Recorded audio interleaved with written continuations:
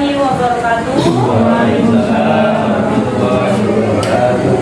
Baik, sebelumnya saya ucapkan terima kasih kepada Bapak Ibu yang ada di Gabungan ini karena sudah mau menyempatkan hadir pada hari ini. Pada kesempatan kali ini, sebelum saya memulai kegiatan, alangkah baiknya kita mulai dengan berdoa. Ya. Saya di sini bukan berarti lebih jago atau lebih banyak ilmu ya Bapak Ibu, tapi saya di sini akan sedikit memaparkan dari hasil kegiatan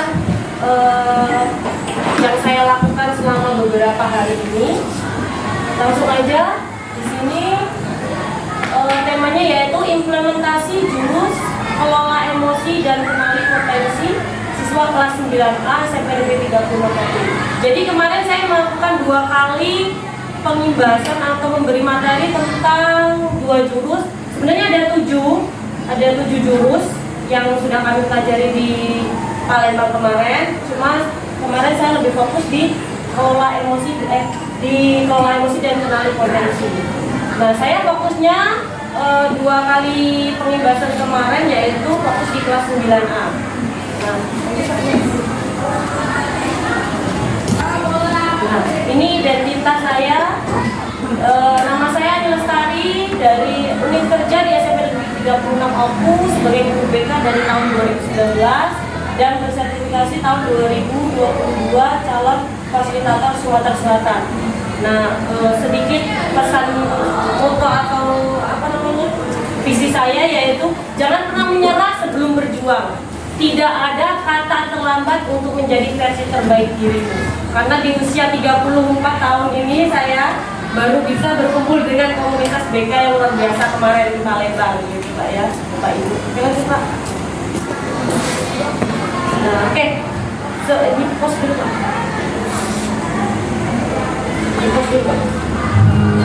Oke.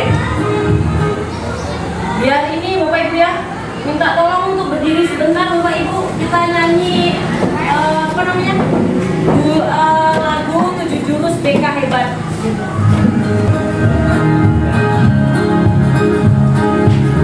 Murid mandiri dan kuat,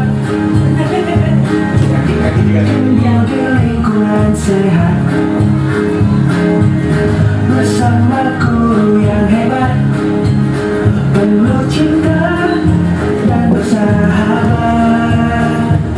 mendidik dengan tulus, gunakan 7 jurus, kenali potensi, kelola emosi, tumbuhkan resiliensi. Jaga konsistensi, menjalin koneksi, membangun kolaborasi, dan menata situasi.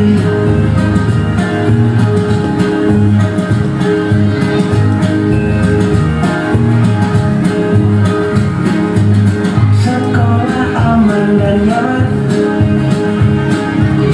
dan juga menggembirakan, tempat bertumbuh harapan. Bersama ayo kita wujudkan, mendidik dengan tulus, gunakan 7 jurus, kenali potensi, kelola emosi, tumbuhkan resiliensi.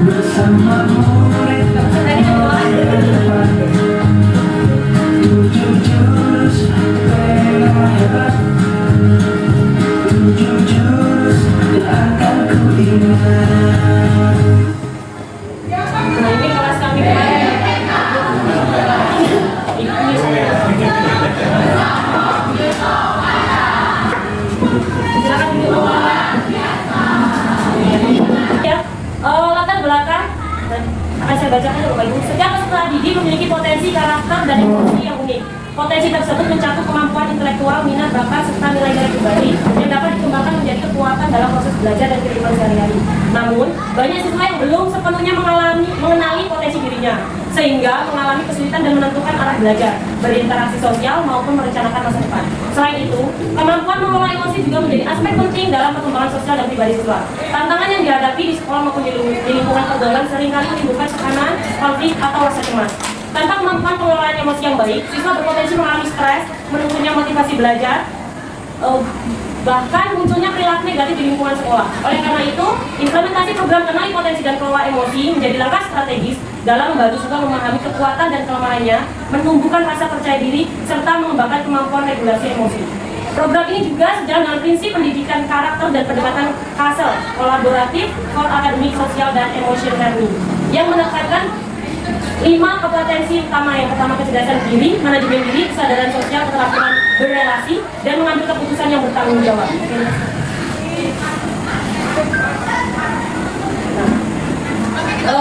Ini yaitu deskripsi kegiatan praktik baik. Nah, kelola emosi ini saya laksanakan pada tanggal 29 September 2025 di ruang perpustakaan dengan siswa kelas 9 berjumlah 28 orang dan menggunakan layanan klasikal dan metode ARKA. Kemudian kenali potensi, yaitu kegiatan implementasi dilaksanakan pada hari Senin, tanggal 6 Oktober 2025 di ruang perpustakaan dengan siswa kelas 9 berjumlah 28 orang menggunakan layanan klasikal dan metode ARKA. Tujuan praktik baik yang saya lakukan, yang pertama, implementasi jurus kelola emosi. Itu saya lakukan di minggu pertama, bertujuan untuk membantu siswa memahami, mengenali, dan mengendalikan emosi diri secara positif sehingga mampu beradaptasi, berinteraksi, dan mengambil keputusan secara sehat dalam kehidupan sehari-hari. Jadi kenapa saya mengambil materi yang utama ini, karena kita banyak menemukan kasus di sekolah kita ini siswa yang cuma di protodi aja sudah naik darah kayak ngajak mau gelut gitu ya. Nah itu salah satu alasan saya. Yang kedua, jurus kedua yaitu kenali potensi, bertujuan untuk membantu siswa memahami dan mengoptimalkan kemampuan diri agar dapat berkembang secara optimal sesuai dengan bakat dan minat serta karakter pribadinya. Nah, kemarin saya juga membagikan sebuah angka kepada siswa, fokusnya ke kelas 9, itu mereka masih mengalami kebingungan untuk melanjutkan sekolah gitu. Jadi mau lanjut kemana mereka masih bingung karena ada beberapa faktor. Dan untuk kelas 7 dia masih belum menemukan bakat dan minat mereka. Jadi masih merasa bingung dalam menemukan bakat dan minat mereka, dan ekskulnya masih belum matang untuk memilihnya mau untuk ekskul apa. Langkah kegiatan praktik baik kelola emosi. Nah, di dalam kemarin praktik baik saya itu yang pertama, di materi kelola emosi, guru membagi menjadi 3 kelompok. Jadi 28 siswa saya bagi 3 kelompok. Dan itu saya pilih random. Jadi nggak sesuai dengan circle mereka. Jadi saya acak biar mereka bisa berkolaborasi dengan teman-teman yang lain. Kemudian yang kedua, siswa diberi kertas tempel dan kertas kotak emosi. Jadi saya menyiapkan sebuah media itu berbentuk karton, dan di situ ada 6 ekspresi yang sudah saya siapkan. Kemudian guna dari kertas tempel itu untuk menulis nama anaknya, misal contoh saya gitu ya, Ani Lestari. Nah, saya hari ini lagi dalam posisi galau. Nah, nanti saya tempel dengan emoti yang galau. Nah, itu. Kemudian selanjutnya ini setiap siswa diberi kesempatan untuk menulis nama. Nah, yang saya jelaskan tadi. Kemudian setelah selesai pemakaian kelompok, saya suruh nempel di dinding, kemudian memaparkan. Jadi siswa itu menjelaskan, misalnya kemarin salah satunya si Kevin itu menjelaskan perasaan-perasaan dari teman-teman kelompoknya sesuai dengan nama yang sudah ditempel dalam emoti tadi, dalam kotak emosi tadi. Oke, next Pak. Nanti ada Bapak Ibu yang gambar contoh dari kotak emosi yang saya jelaskan tadi. Nah, kemudian untuk yang kedua yaitu kenali potensi. Yang pertama yaitu siswa mengisi angka tentang bakat dan minat. Nah, disitulah banyak terjadi beberapa kebingungan yang tadi saya jelaskan di awal. Anak masih bingung bakat minatnya apa, itu masih bingung. Kemudian yang kedua, guru menyediakan kertas untuk siswa menggambar pohon potensi. Jadi saya siapkan kertas. Nah, anak di situ saya persilakan menggambar pohon potensi.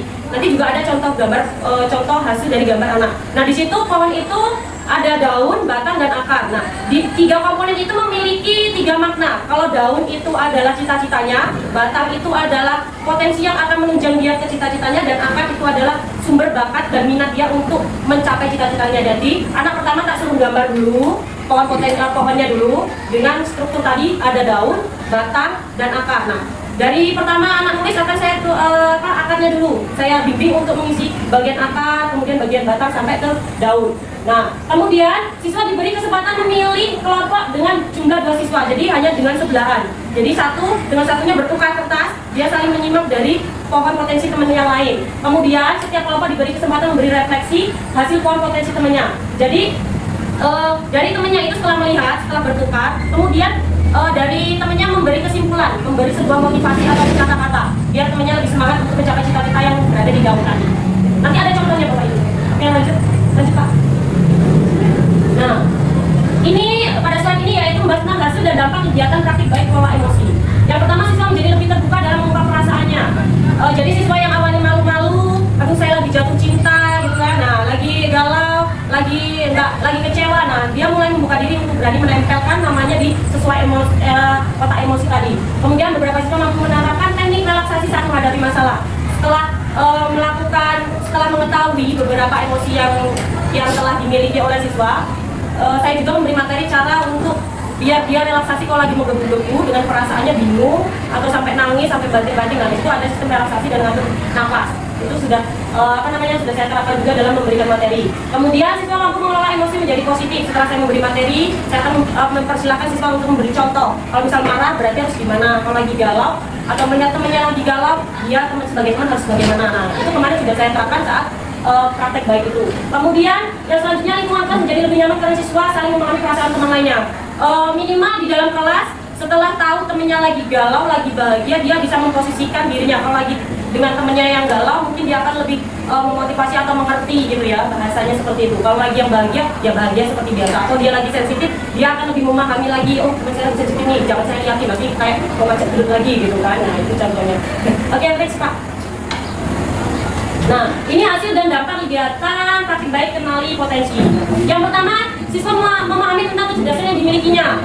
Setelah mengisi angket, saya memberi materi, kemudian di situ juga di materi saya menjelaskan tentang beberapa gaya belajar. Ya kan, siswa dapat mengetahui gaya belajarnya. Ada materi gaya belajar, ada 3. Kemudian ada beberapa kecerdasan, dan saya memberikan tokoh, gambar-gambar tokohnya. Tokoh misal dia punya kecerdasan dalam musikal, ada tokohnya. Kemudian dia ada kecerdasan dalam kepemimpinan, ada gambar tokohnya juga gitu.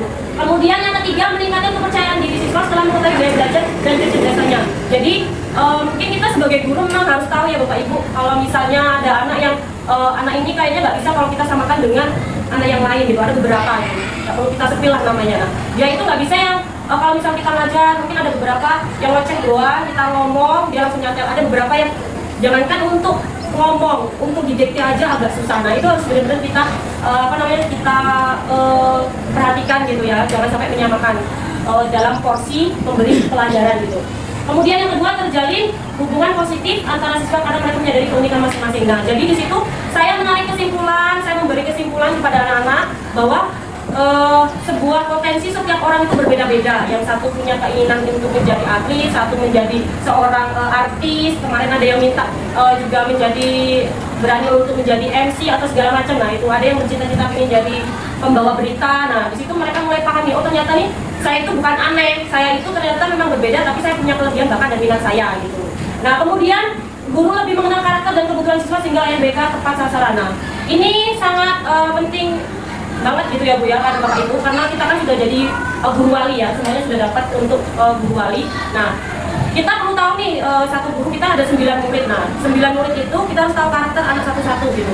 Jadi biar kita bisa memberi layanan yang tepat. Mungkin anak ini Masya Allah banget gitu ya, yang anak ini Subhanallah banget gitu kan, karena berbeda gitu ya Bapak Ibu ya. Jadi kita guru wali juga harus paham tentang beberapa layanan BK. Seperti contohnya yang paling sangat penting itu adalah sistem kerahasiaan ya Bapak Ibu. Tapi kita itu normal ya, manusiawi. Kalau ada anak yang kita panggil, yang lainnya itu kepo, itu normal gitu ya. Tapi itu memang harus ada beberapa poin yang tidak bisa kita ungkapkan ya, biar anak itu percaya dengan kita gitu Bapak Ibu ya. Kita kan dua ini ya kan, selama anak itu di sini, jadi kita bertanggung jawab penuh untuk prestasi dan akademiknya. Kalau memang anak itu kita butuh kolaborasi dengan beberapa guru, misalnya dia lemah di dalam bidang matematika, misal wali saya misalnya si A gitu, saya tahu nih anak ini lemah di bidang matematika, nah, jadi kita gunakan kolaborasi dengan guru matematika, tapi nggak perlu kita share ke beberapa guru yang lain gitu ya Bapak Ibu ya. Mungkin anak ini mengalami susah menulis gitu, nah kita serahkan sama Pak Nasir gitu misalnya ya Bapak Ibu, susah. Nah next Pak. Nah di sini beberapa faktor penghambat kegiatan praktik baik yang saya lakukan kemarin ya Bapak Ibu dalam mengelola emosi. Masih ada beberapa siswa yang belum sepenuhnya bisa mengungkap emosinya karena takut akan menjadi ejekan teman sekolahnya. Karena di sini di seluruh mungkin sekolah sama aja. Jadi kalau misal ada temen yang kayak kemarin itu ada yang mengungkap emosi emosi lagi jatuh cinta, temennya lain cie. Nah itu kan juga mereka agak agak langsung aku gitu kan. Nah padahal seharusnya nggak seperti itu, masih ada banyak kemarin itu. Karena saya lakukan juga di 4 kelas, cuma kemarin yang tak ajak untuk lebih fokus di kelas 9, tapi di sekolah di kelas lain sama. Kalau ada yang ada dikit, ini lagi galau nih, itu bu baru ini nih gitu kan. Nah kemudian dikenali potensi pada saat melakukan asesmen minat dan bakat, anak-anak mengalami kebingungan karena mereka belum paham apa bakat dan minat mereka yang sudah saya jelaskan itu tadi. Memang seperti itu Bapak Ibu. Oke lanjut Pak. Nah, oke. Alhamdulillah sampai kesimpulannya Bu ya, Bapak Ibu. Nah, kesimpulannya, pelaksanaan program kenali potensi dan kelola emosi ini memberikan dampak positif bagi peserta didik dalam memahami diri dan mengembangkan kemampuan pengelolaan emosi secara lebih baik. Melalui kegiatan asesmen potensi diri, refleksi, diskusi, dan latihan regulasi emosi, siswa menjadi lebih mampu mengenali kekuatan, kelemahan, minat, serta bakat yang dimilikinya. Kemudian selain itu, kegiatan ini membantu siswa memahami pentingnya mengelola emosi secara positif dalam menghadapi berbagai situasi, baik di lingkungan sekolah maupun di luar sekolah. Siswa menunjukkan peningkatan dalam hal kesadaran diri, empati terhadap orang lain, serta kemampuan berkomunikasi dan bekerja secara sehat. Program ini juga mendukung terciptanya lingkungan belajar yang lebih kondusif dan harmonis, karena siswa belajar untuk menghargai perbedaan, mengendalikan diri, dan mengambil keputusan dengan lebih bijaksana. Oke, lanjut. Nah, inilah ya Bapak Ibu, dokumentasi pelaksanaan praktek baik kelola emosi. Nah, yang saya jelaskan tadi ini Bapak Ibu, kotak emosi memang ada beberapa bentuk bentuk ekspresi gitu ya. Tapi saya lebih fokus ke 6 emosi yang dirasakan siswa. Nah, yang ini pembuatan medianya, kemudian itu bentuk medianya, dan itu dalam bentuk pembagian kelompoknya. Kita next Pak. Nah, ini dalam praktek baik kenali potensi. Itu seperti biasa, doa dulu, persiapan, kemudian absensi, kemudian kita ice breaking dulu biar anak lebih happy, lebih fokus. Nah ini mulai dalam aplikasi itu saya mulai membagikan kertas tadi, ya kertas yang untuk menggambar. Nah kemudian ini anak mulai belajar menjelaskan. Nah itu ada beberapa tokoh, contohnya itu saya ambil tokoh Bapak B.J. Habibie. Nah di situ itu menjelaskan tentang beberapa kecerdasan yang sesuai. Kalau misal kecerdasan matematikal nanti pekerjaannya itu dia mau arah kemana. Nah di situ saya jelaskan lengkap gitu. Oke lanjut Pak. Nah ini asesmen kelola emosi dan kenali potensi.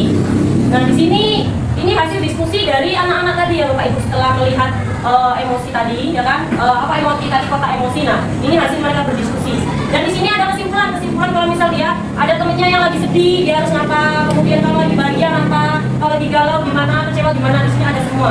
Kemudian di sini instrumen untuk apa ini ya? Angkat yang ini. Oh, kalau emosi itu berarti ya. Di sini ada beberapa angketnya. Kemudian di situ ada angka pengenalan potensi siswa. Nah ini ada 2 lembar cuma 1. Nah ini Bu, Bapak Ibu ya, yang saya jelaskan tadi ini pohon potensi. Jadi di situ ada daunnya, batangnya dan akarnya. Nah ini hasil kesimpulan dari temennya. Jadi temennya itu sedikit memberi motivasi ataupun saran. Nah di situ ada akarnya apa juga ditulis sama anaknya, batangnya apa, kemudian pohon apa, daunnya itu apa itu. Ini refleksi dari kegiatan praktik baik kelola emosi dan kenali potensi. Langsung next aja Pak ke videonya. Nah ini silakan disimak Bapak Ibu. Dan kelas 9A akan merefleksikan hasil dari materi kelola emosi dan kenali potensi. Perkenalkan, nama saya Kevin Alvarino. Dan saya Natalita Sari dari kelas 9A. Saya Natalita Sari dari kelola emosi. Saya pribadi jadi mengerti bagaimana cara mengelola emosi saya.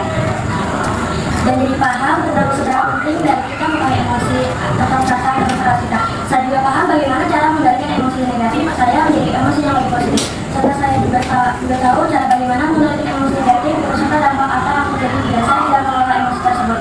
Jadi intinya saya akan berusaha lebih baik lagi dalam mengelola emosi negatif saya menjadi lebih baik. Baik, saya Kevin Alvarino akan merefleksikan dari materi kenali potensi. Setelah saya mendapat materi ini, saya menjadi paham apa potensi, bakat, dan minat saya. Serta saya dapat mengetahui potensi kecerdasan saya, yaitu kecerdasan logika dan matematika. Saya juga mengetahui gaya belajar saya, yaitu auditorik. Saya sadar bahwa mengenali potensi diri itu penting supaya saya tahu apa yang bisa saya kembangkan. Saya ingin mencoba lebih banyak kegiatan yang sesuai dengan minat dan bakat saya. Misalnya ikut lomba menulis dan menggambar. Saya juga ingin belajar menerima bahwa setiap orang berbeda, dan itu wajar.